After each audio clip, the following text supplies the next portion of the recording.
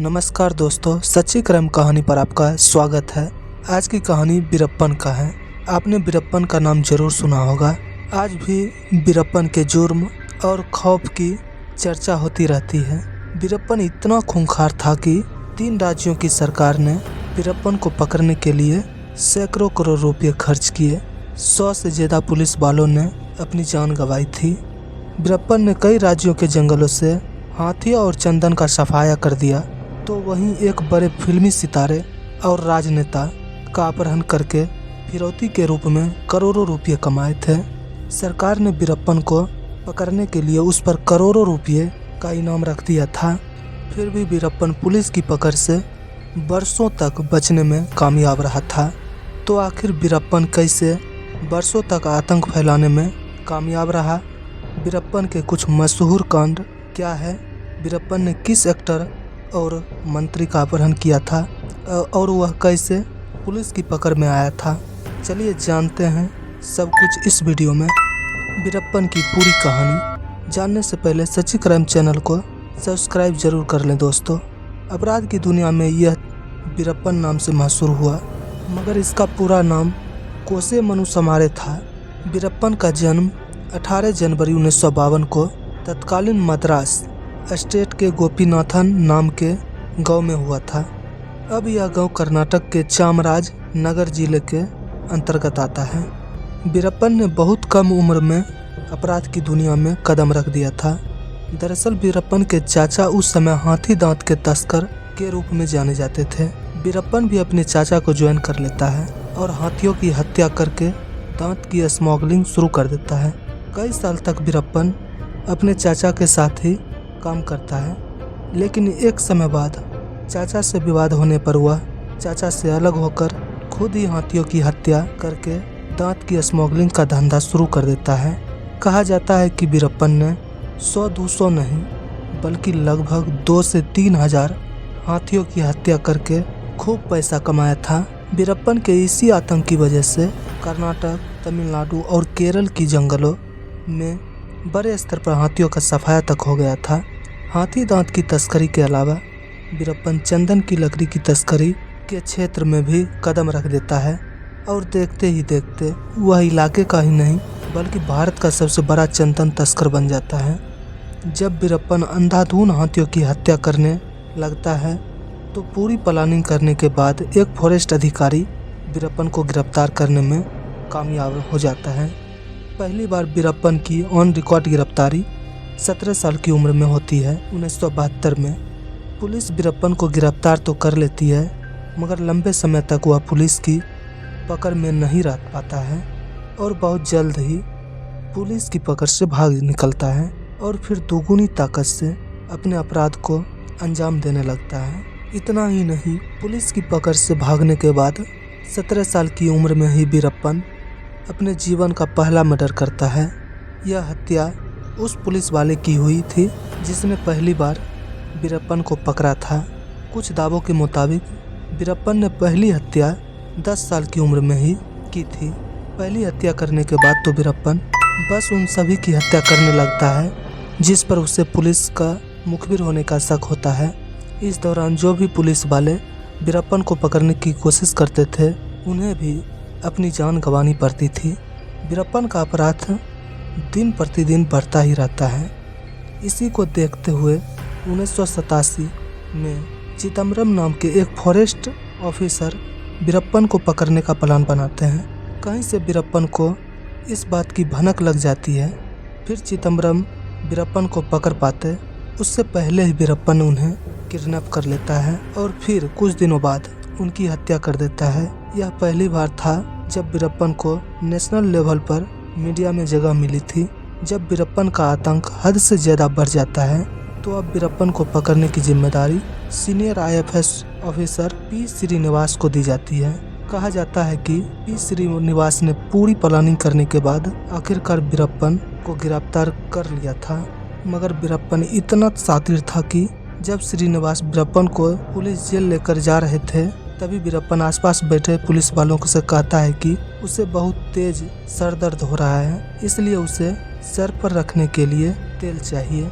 आसपास बैठे पुलिस वाले ज्यादा दिमाग नहीं लगाते हैं और वह वीरप्पन के कहे अनुसार सर में रखने के लिए तेल दे देते हैं। मगर वीरप्पन बड़ी चालाकी से उस तेल को सर में न लगाकर बड़ी सावधानी से अपने हाथ में मल लेता है और फिर चुपके हथकड़ी को सरकाकर हाथ से निकाल लेता है और फिर पुलिस वालों की पकड़ से भाग निकलने में कामयाब हो जाता है। वीरप्पन कितना शातिर था इसका अंदाजा आप इस बात से लगा सकते हैं कि भले ही वीरप्पन पी निवास की पकड़ से भाग निकलने में सफल हो जाता है, मगर वह श्रीनिवास द्वारा पकड़े जाने की बात से इतना ज्यादा नाराज था कि वह श्रीनिवास को खत्म करने की कसम खा लेता है और श्रीनिवास को खत्म करने की प्लानिंग में लग जाता है। प्लानिंग के तहत वीरप्पन अपने छोटे भाई अर्जुनन को अपने साथ मिला लेता है और इससे कहता है कि किसी तरह तुम पी चिदम्बरम को यकीन दिला दो कि मैं सरेंडर करने वाला हूँ।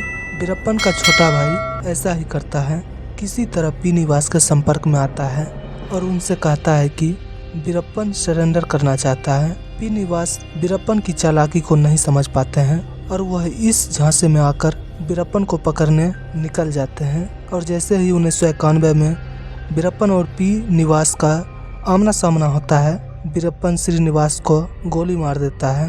पी श्रीनिवास की हत्या करके वीरप्पन को शांति नहीं मिलती है और वह क्रूरता की सारी हदें पार कर देते हैं। श्रीनिवास का सिर काटकर अलग कर देता है और फिर अपने साथियों के साथ सर से फुटबॉल खेलता है। वीरप्पन की इस करतूत की खबर से हर कोई शौक था।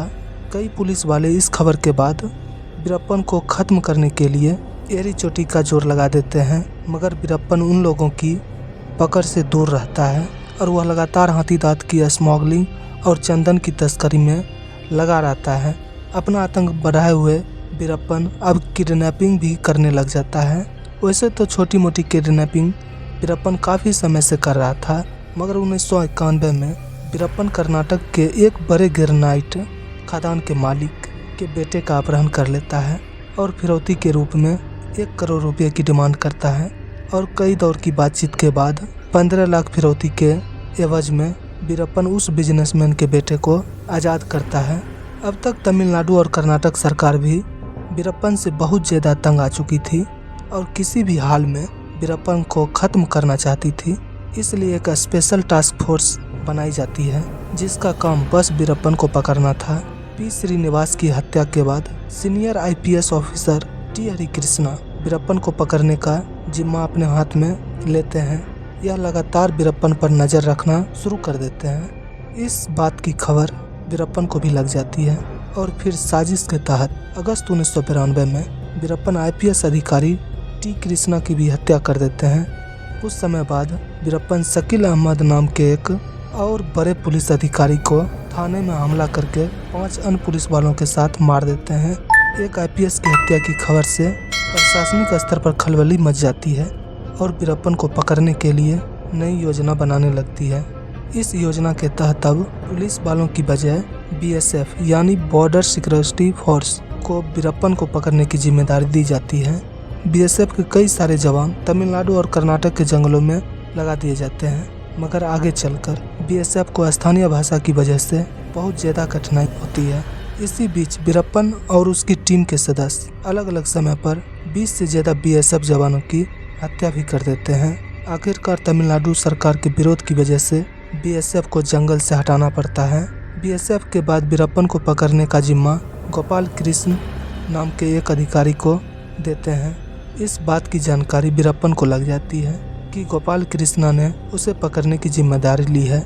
इस बात से वीरप्पन को इतना गुस्सा आता है कि वह 9 अप्रैल 1993 की सुबह कोल्हापुर के गांव के आसपास गोपाल कृष्ण के लिए गंदी गंदी गालियों वाला पोस्टर लगवा देता है। गालियों के अलावा इन पोस्ट में वीरप्पन गोपाल कृष्ण को चैलेंज भी करते हैं, अगर दम है तो मुझे पकड़ के दिखाओ।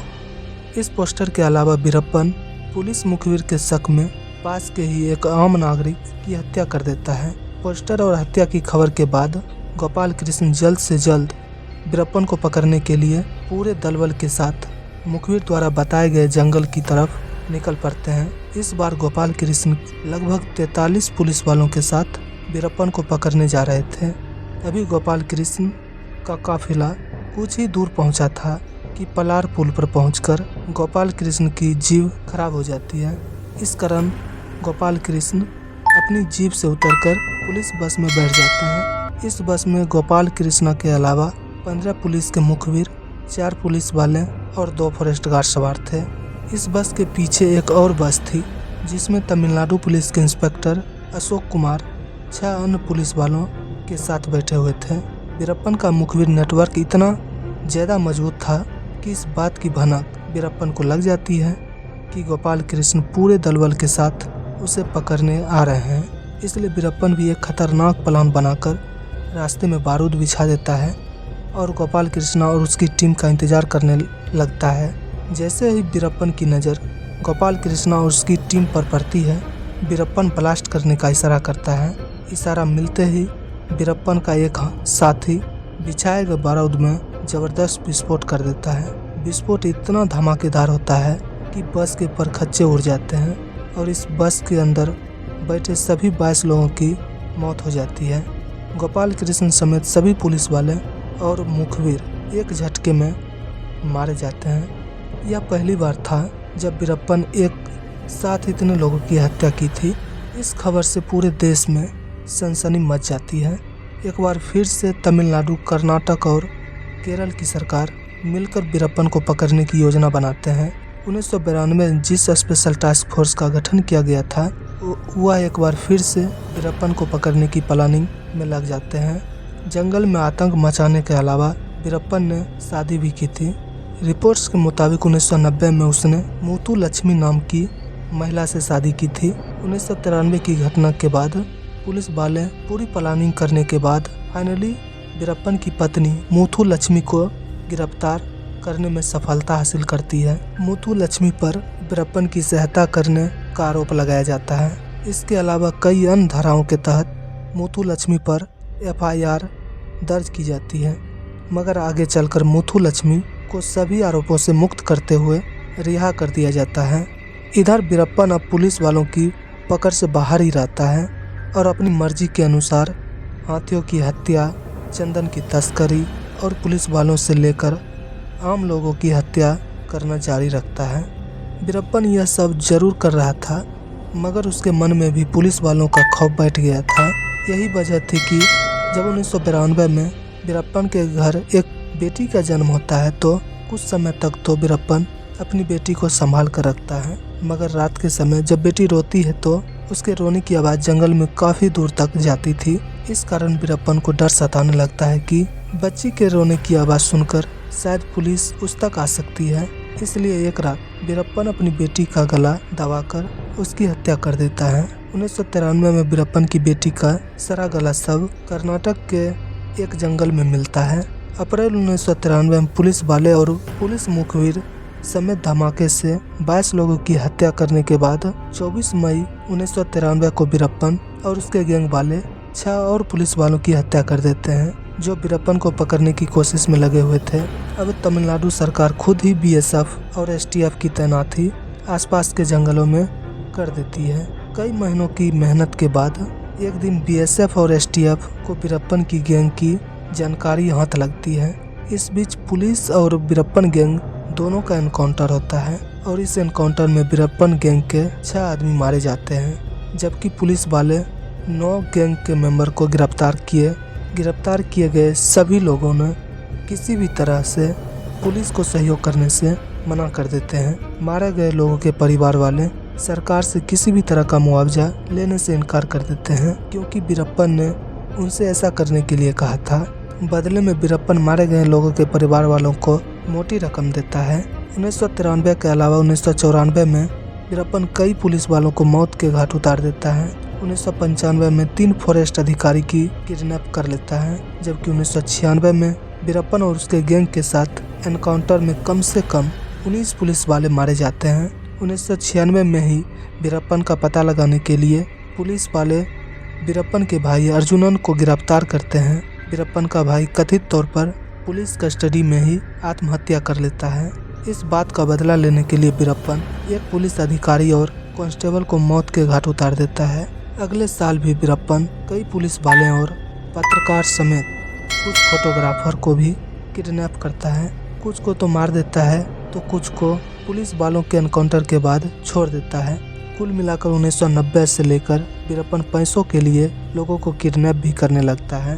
कथित तौर पर कई बार सरकार की ओर से अनऑफिशियली तरीके से वीरप्पन को फिरौती की रकम भी दी गई थी। वीरप्पन ने अपने करियर की सबसे बड़ी किडनैपिंग 30 जून साल 2000 में की थी। यह किडनैपिंग किसी और की नहीं बल्कि कन्नड़ सिनेमा के तब के सुपरस्टार राजकुमार की थी। आप बस इतना समझ लीजिए कि जो हैसियत बॉलीवुड में अमिताभ बच्चन की है वैसी ही हैसियत राजकुमार की कन्नड़ सिनेमा में थी। राजकुमार की किडनैपिंग की खबर से कर्नाटक में हड़कंप मच जाता है। बड़े स्तर पर बंदी बुलाया जाता है और लोग राजकुमार के लिए सड़कों पर उतर जाते हैं। बेंगलुरु समेत कई हिस्सों में बड़े स्तर पर हिंसा की खबरें सामने आती है।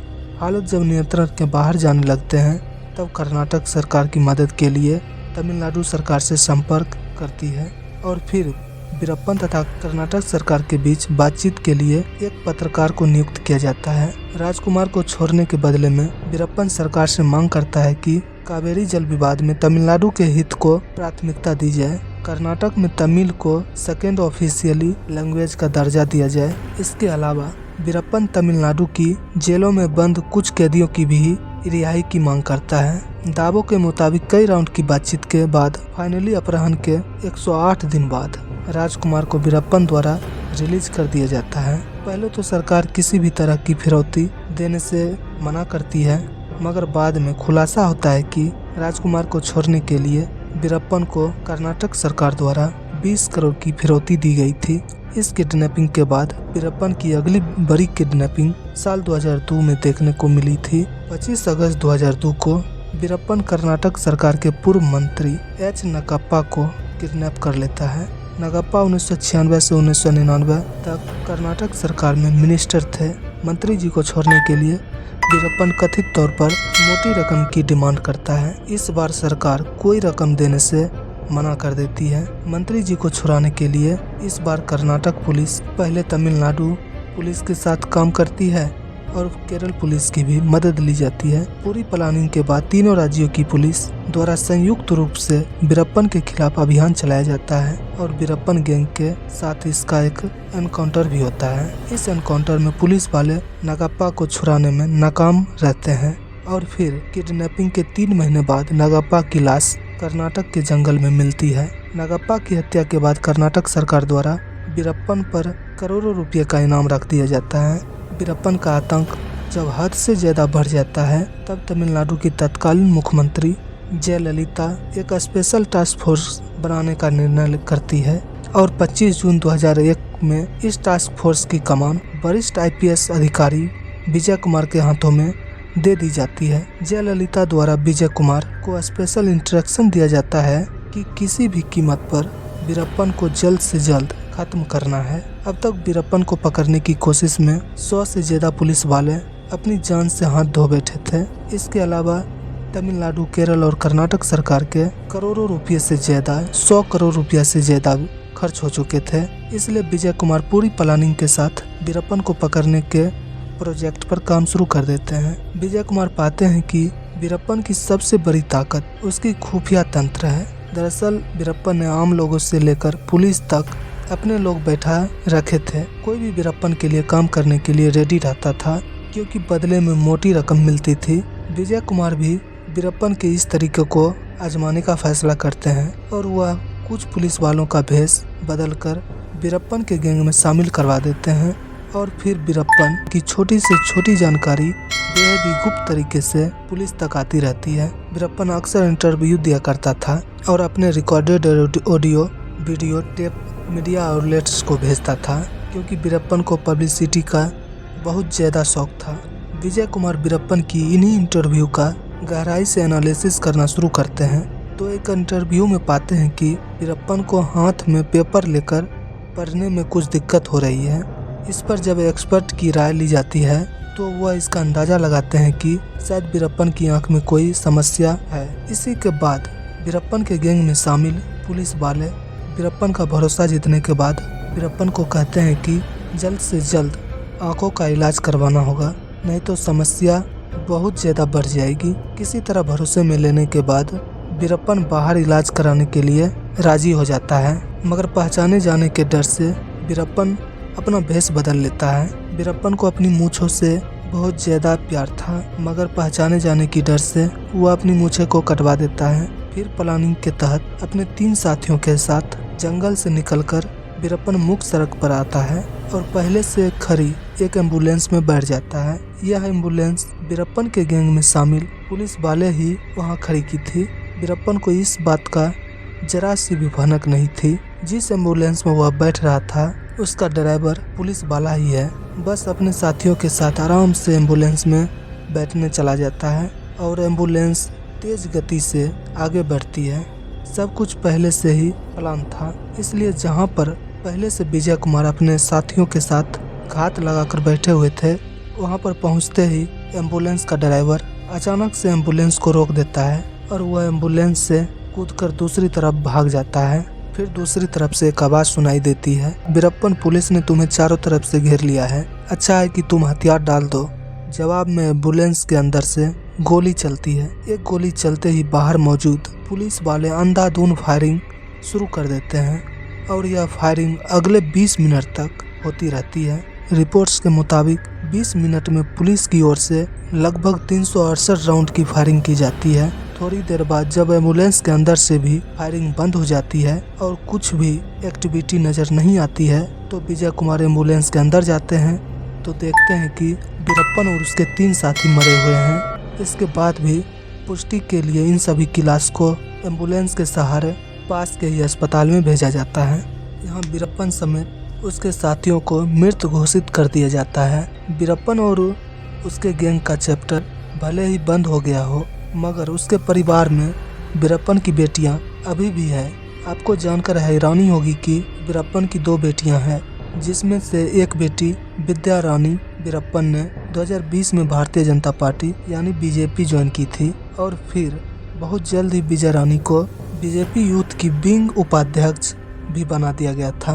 भाजपा द्वारा वीरप्पन की बेटी को पार्टी में शामिल करने के फैसले की कई लोगों द्वारा आलोचना की गई थी। कुल मिलाकर बात करें तो वीरप्पन ने अपने जीवन भर में लगभग 180 लोगों की हत्या की थी, जिसमें अधिकतर पुलिस वाले थे। वीरप्पन पर लगभग 2 से 3 हजार हाथियों की हत्या करने का मामला दर्ज है। इसके अलावा वीरप्पन ने चंदन की तस्करी से लगभग 50 करोड़ से भी ज्यादा संपत्ति बनाई थी। आज के हिसाब से देखें तो वीरप्पन को पकड़ने पर लगभग 50 करोड़ खर्च हुए थे। तमिलनाडु, कर्नाटका और केरल सरकार द्वारा वीरप्पन के सर पर रखे गए इनाम की राशि की बात करें तो आज के हिसाब से यह राशि 50 करोड़ से भी ज्यादा होती है। दोस्तों, यह पूरी कहानी जानने के बाद आप क्या कहना चाहेंगे कमेंट बॉक्स में ज़रूर बताएं। अगर आपको हमारी मेहनत पसंद आई हो तो वीडियो को लाइक करते हुए शेयर जरूर करें। क्राइम की दुनिया से जुड़ी ऐसी ही कहानियों के लिए सच्ची क्राइम कहानी को सब्सक्राइब कर बेल आइकन जरूर दबा लें। अपराध की दुनिया से जुड़ी हुई कहानियों के लिए हमारे साथ लगातार जुड़े रहें और आप चैनल सब्सक्राइब करते हैं तो हम और अच्छी वीडियो बनाने के लिए प्रेरित होते हैं। इसलिए आप चैनल जरूर सब्सक्राइब कर लें। धन्यवाद।